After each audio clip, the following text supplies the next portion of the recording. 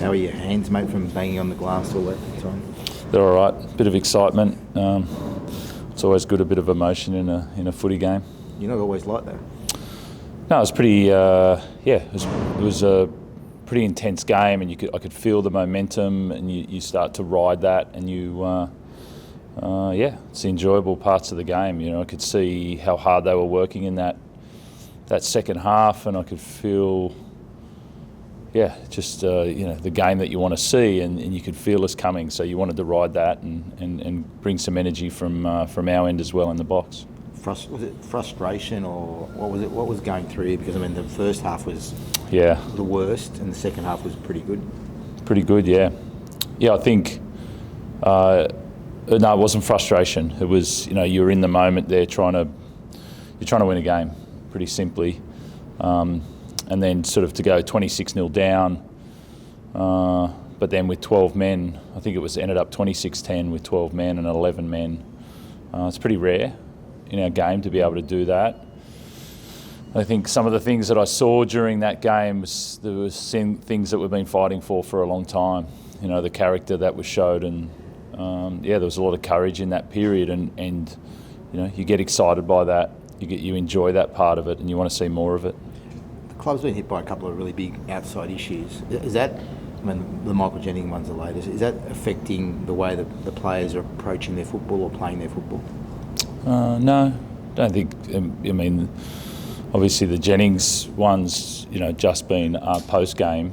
No, I don't think so. I think a lot moves around this area in our club at different times, and when we handle them well, we win well.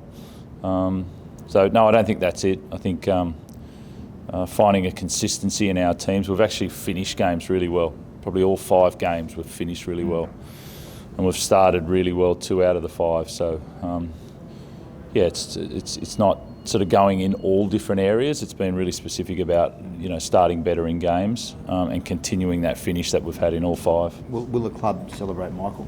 Definitely. Yeah, we should.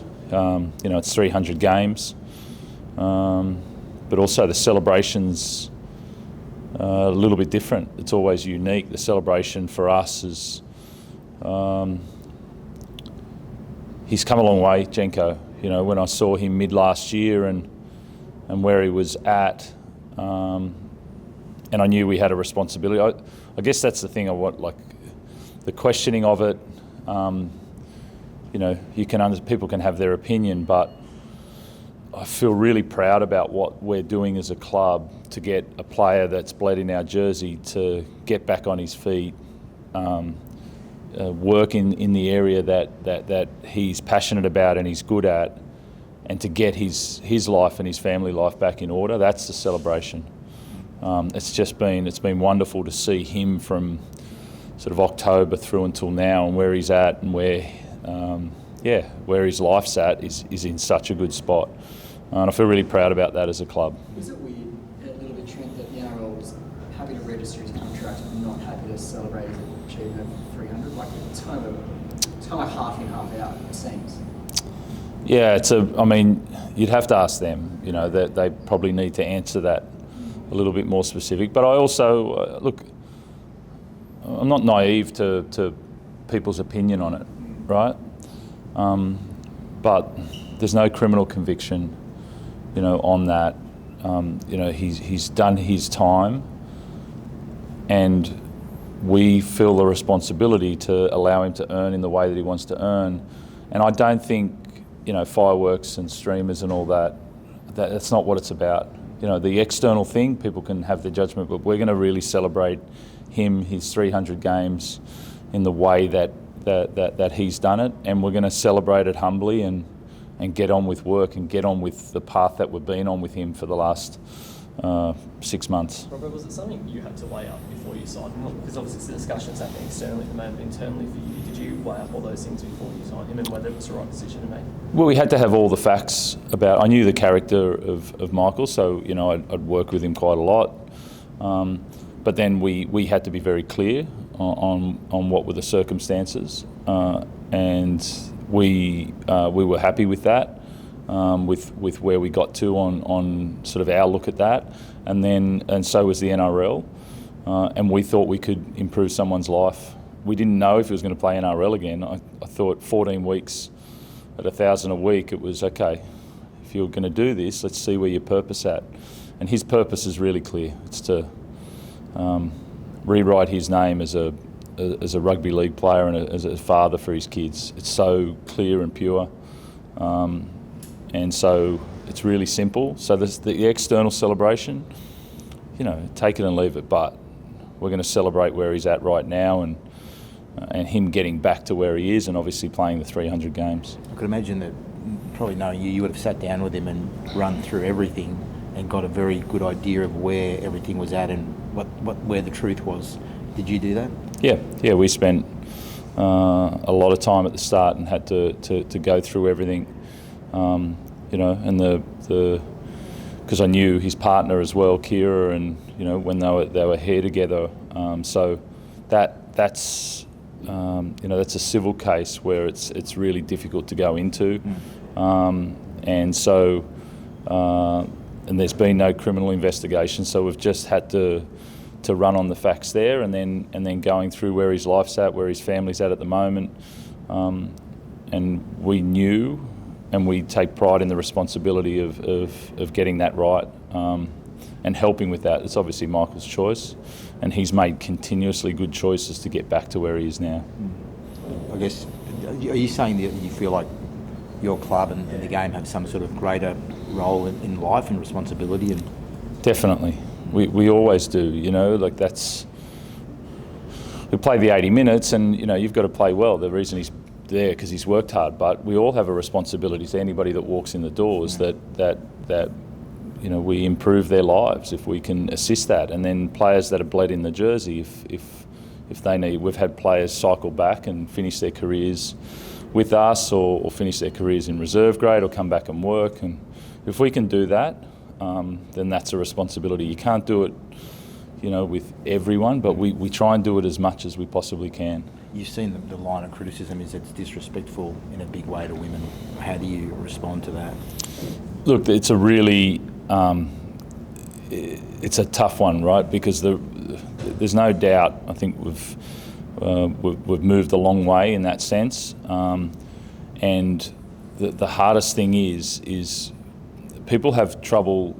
We don't know what happened, right? The differentiation. There's been no criminal charges, so the differentiation between what happens in civil and financial payment and what happens in criminal are really different, and it's been hard for people to understand the difference. They've been using it in crossing over, but what judgment can we make when it's not been criminal and gone down the traditional line there?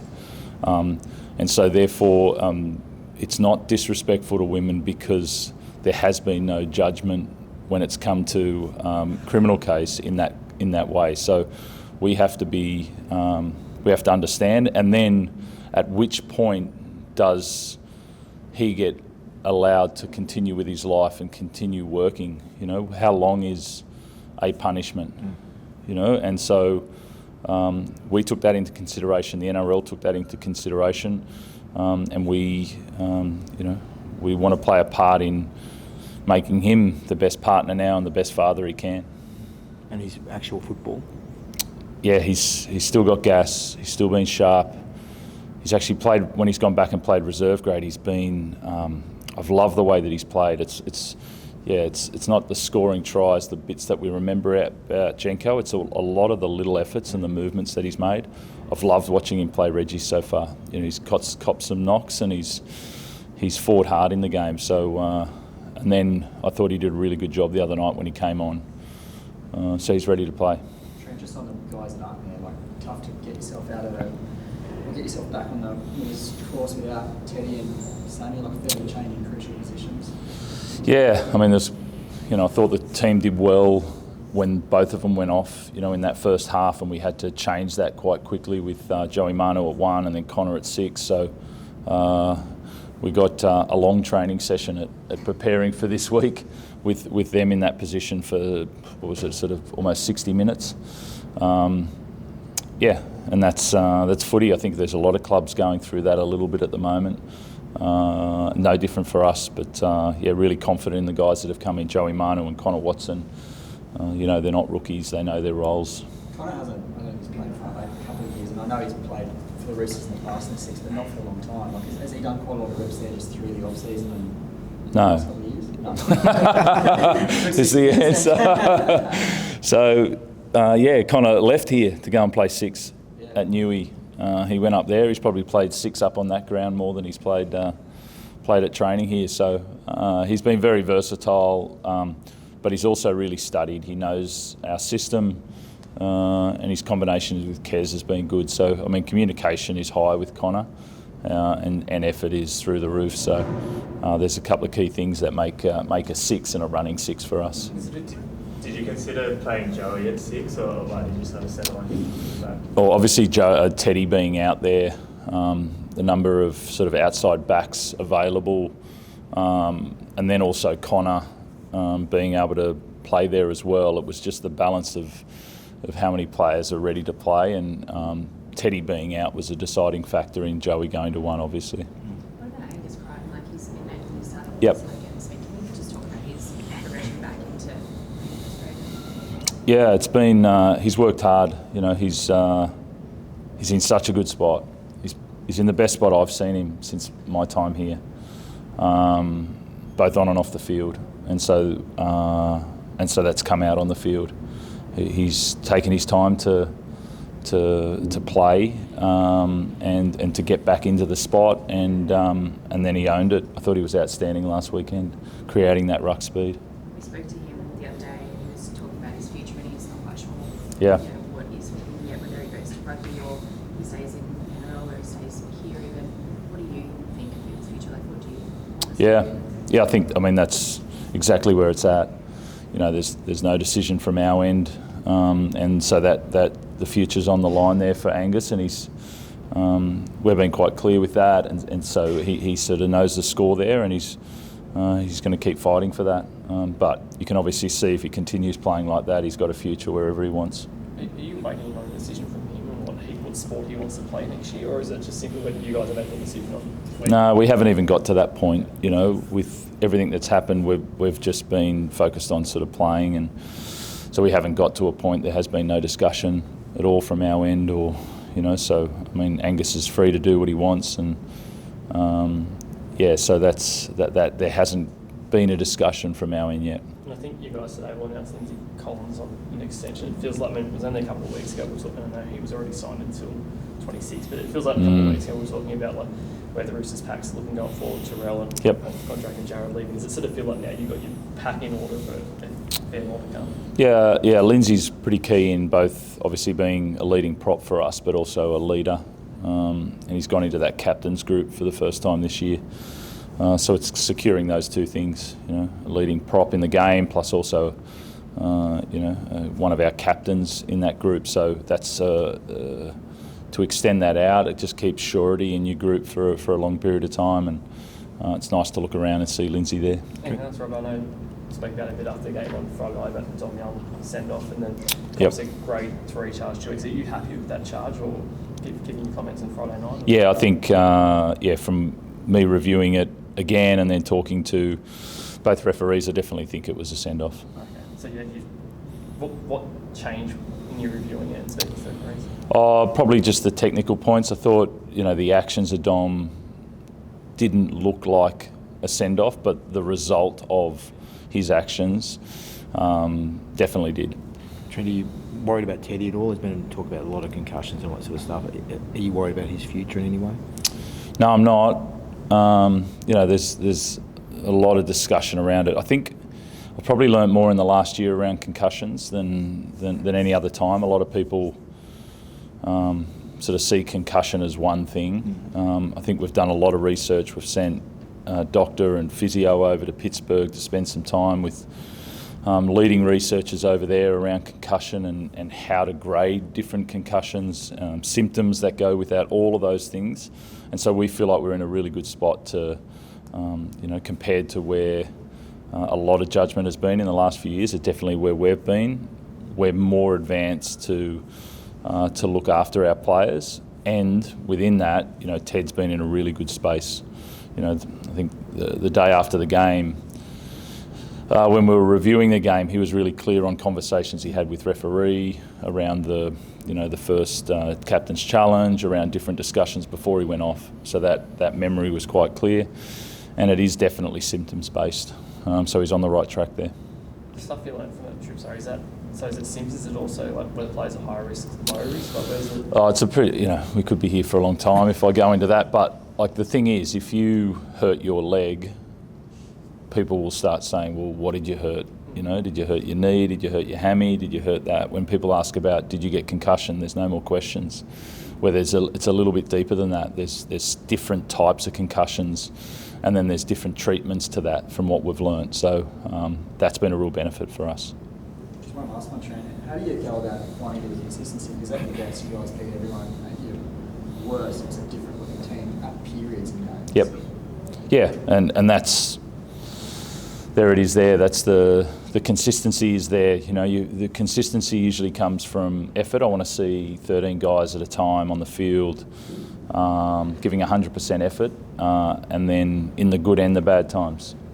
So you don't always win periods, but reducing those periods where we feel like we could do better through effort. So I'm looking for guys to work really hard, and then the harder we work, the luckier we'll get. So I think for us, getting consistent in those areas, and then we'll find consistency in our game. Last week in the presses, Luke said that the performance was embarrassing. Is effort, is that what was missing in the game, or? It's never one thing. It's a combination of a few different things. Are we running our system how we want to run it? Is effort in all areas what we want it? We've had, I think we're 2 and 3 at the moment.